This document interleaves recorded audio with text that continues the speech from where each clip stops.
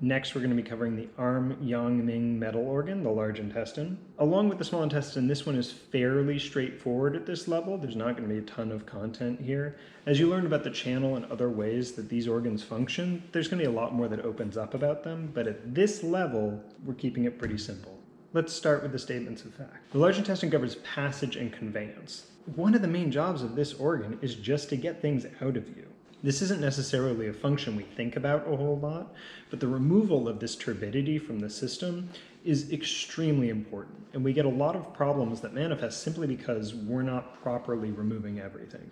We have a saying in Chinese medicine that if your patient isn't sleeping, eating, and defecating well, it's very hard to cure a disorder. And that means properly balancing yin and yang cycles, bringing in sufficient pure food, and removing sufficient turbidity. The large intestine is one of our big go-tos for the removal of turbidity. The second statement of fact is that the large intestine transforms waste and reabsorbs fluids. This is really close to its function within Western medicine as well. The large intestine is the place where we get our last pass of not quite the separation of the clear from the turbid, but something closer to the scavenging of the clear that remains in the turbidity. At this point, if the large intestine has done its job well, there's virtually nothing left that we would want from the substance that we're about to excrete.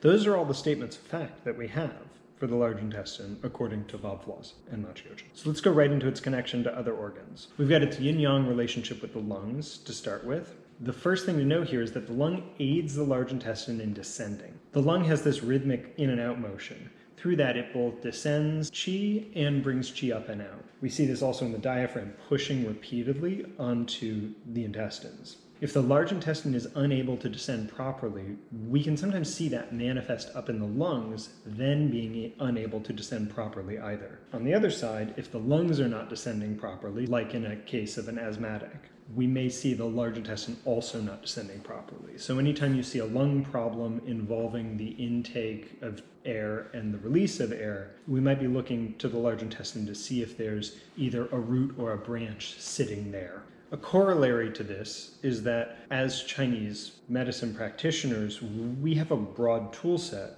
A common thing that's added into a Chinese medical practice is breathwork education and abdominal massage, both of which are great for properly restoring the connection between the lungs and the large intestine, proper descending function.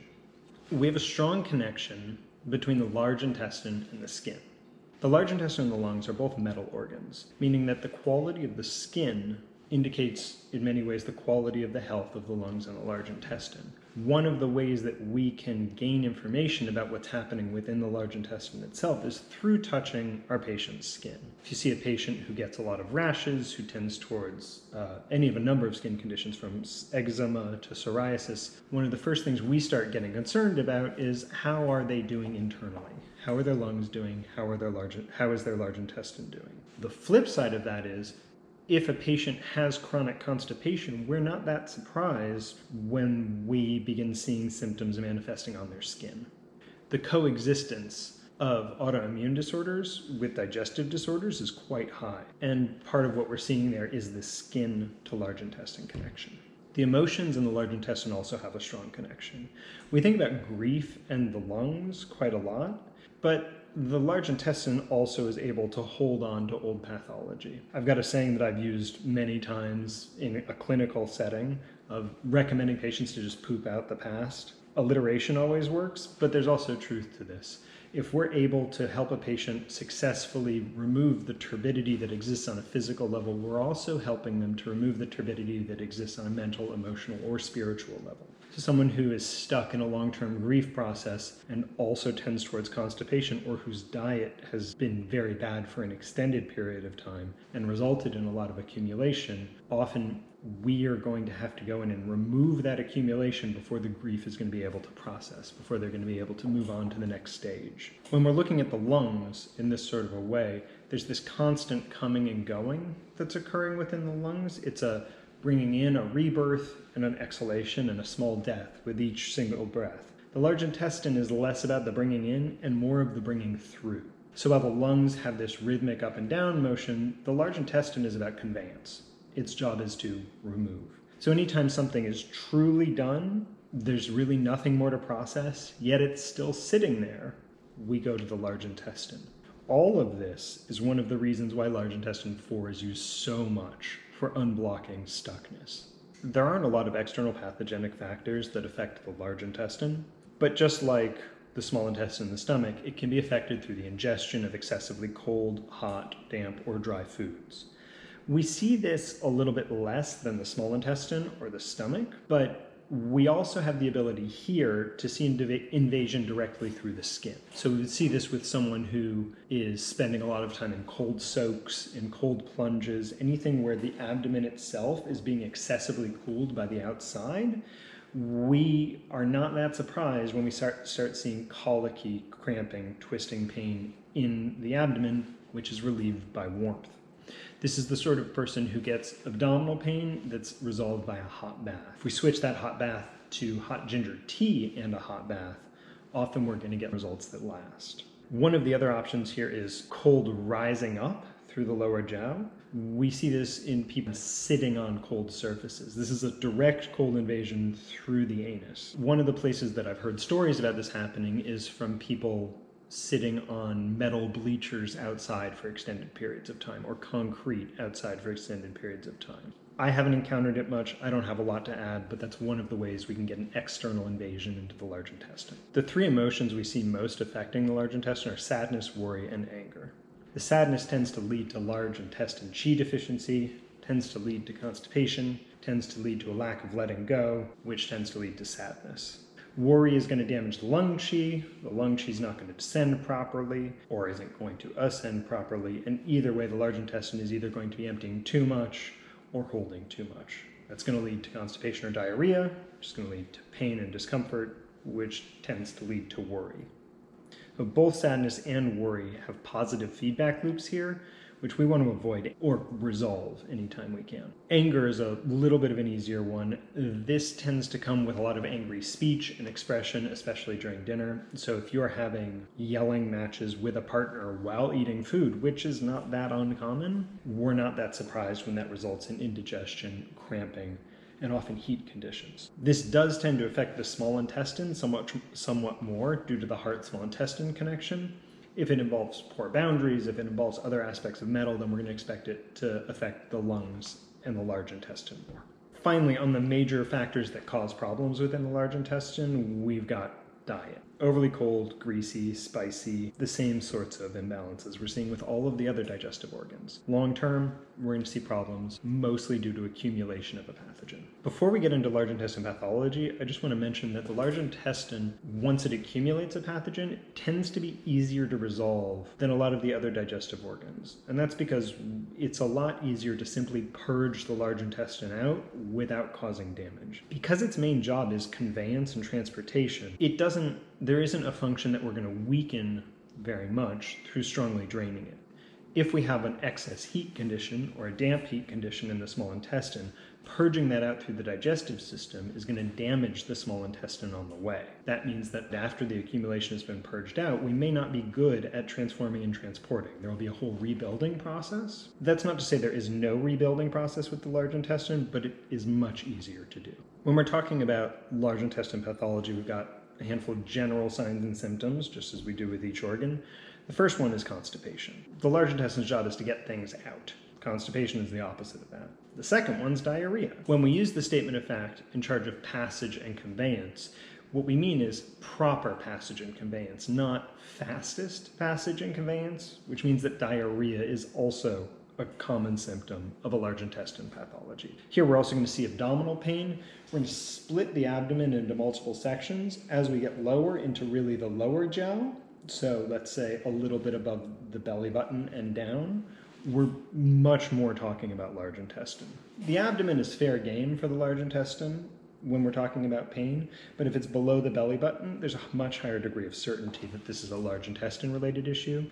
And if it's more hypochondriacal around the ribs, around the floating ribs, we're going to be thinking more liver, spleen, stomach. Anything related to the yang ming, we're going to expect to see manifest in the large intestine. So in this case, we'd be talking about the four bigs. This is Shang Hunlun related. We're going to be getting to this a little bit later, but that's going to be big sweat, big pulse, big thirst, and big fever. Any patient who has all four of those, especially if they also have constipation, we're going to be looking at the large intestine. On a more abstract level, the large intestine is one of our central organs for people who are stuck in the past when there's no more processing to be done. So a person who is having trouble processing a partner that cheated on them that resulted in divorce, and they're just not quite sure how to handle that, that's often lung related. A person whose partner has passed away years ago and there's nothing that can be resolved, we tend to be looking more at a large intestine condition. The lung is this in and out and in and out. There's a flexibility to it. The large intestine is a this is over. And the last large intestine pathology general sign that we're looking at is anything having to do with the anus itself. So this could be hemorrhoids, bleeding, all sorts of problems. There tend to be other organs also involved with these things. So when you think hemorrhoids, you're often thinking spleen as well, spleen not raising. But there are options, and the large intestine is always involved with anything having to do with the anus itself. In terms of specific patterns, we're going to be starting with damp heat in the large intestine. This one, the pain tends not to be relieved by a bowel movement. Despite being an excess condition, these patients tend not to have very effective bowel movements. We're looking more at, and I apologize in advance for this language, a greasy, oily, uncomfortable, and extremely smelly bowel movement. It's one of those things where if you're using the bathroom after this person, there's a sense of like something that happened in here was not quite right. We tend to see fullness and diarrhea, but again, the diarrhea is not, this is a type of almost constipation with diarrhea where the diarrhea isn't an emptying, it's more of a more soft serve like. On a more extreme level, we might see mucus or blood in the stool. We're getting more into dysenteric conditions at that point. We tend to see burning or heat or just general hot type, itching type discomfort in the anus. Tend to see dark urine. Despite the large intestine and the urinary bladder not being particularly connected, fluids are being removed from the large intestine and sent through the rest of the system. If the large intestine is hot, we'll see it drying up to some degree. Remember, the dampness doesn't really count for producing any sort of functional fluids because pathological substances do not perform physiological functions. Dampness doesn't moisten. So this heat is going to cook down some of the fluids. We're not going to be able to remove enough to have fluids in the system in a functional manner. We're going to be losing them through the diarrhea, and therefore the urine is going to be darker as well. We can also look at this as the lower jiao itself being dried out by the heat present there. So we can look at this as a fluid physiology problem, we can look at this as a lower jiao problem, but both of these are explanations for why we expect to see dark urine with damp heat in the large intestine. And the last one here is fever with sweating that doesn't cause the fever to break. So when we're looking at like a wind cold excess invasion, you don't have sweating. When the patient does sweat, the condition tends to resolve. In this case, the person is hot and sweating, and it doesn't do anything for them. Next, we've got just straight heat in the large intestine. So comparing this to damp heat, only heat, we're going to see constipation with dry stools. The diarrhea is gone. Now we just have constipation and dark stools. Any sort of mucus is also going to be gone. We may still see blood in this condition in the bowel movements, but the actual physical damp or phlegm coming with it will be gone. You tend to see a burning sensation in the mouth. These people often feel, if you have an ex-smoker who has this condition, they may report to you that they feel in their mouth like they smoked a bunch of cigarettes the day before.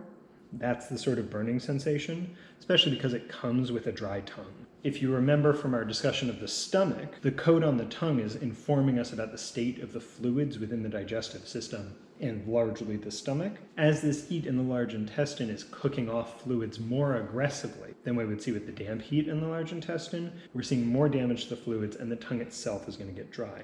The coating on the tongue is also going to get drier. So we'll have a subjective sensation of cotton mouth, and in addition to that, an objective ability to look at the tongue and see the top of it dry.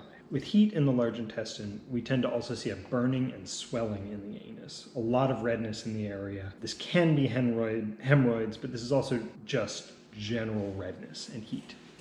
And here we're not only going to see dark urine, we're also going to see dark urine of a low volume. With the damp heat, there's dark urine, or darker urine, and with just heat, it's dark and the volume is reduced. This is a point where I want to touch on something that we're going to go into more in the next couple weeks. The Shanghan Lun with the 6 stages and the Wenbing with the 4 levels have a crossover point where they look almost the same, and that's in the Yangming and the Qi level, the second in each of these patterns. And it's here where both of these look a lot like dryness and heat in the large intestine. The last pattern we're going to talk about is a cold invasion. What does that actually look like? We talked a little bit about how that could occur when we discussed the invasion of external pathogenic factors. But in terms of what it looks like once it's there, the main thing is extremely painful, sudden abdominal cramping. This tends to be described as one of the worst types of pain that you get without a serious injury. It often is described as a stabbing, twisting sensation. This is abdominal cramping that tends to get people knotted up into balls, like actually curling up to attempt to make it better. Here you tend to also see diarrhea with quite a bit of pain. That coldness is going to shut down any transforming, any yang or qi-related action that the large intestine should have. Instead, things flow through, often can literally feel cold for the patient in their abdomen and in their anus as they're defecating, but also comes with a lot of discomfort anytime movement is occurring. Remember, cold tends to tighten things up, condense them, and lock them down. So anytime something's trying to move, we're being resisted by a lot of qi and blood stagnation caused by the cold itself. And this is usually treated by applying direct heat to the area. That's about it for the large intestine for now. As always, send me questions on our Slack, and I'll see you guys tomorrow.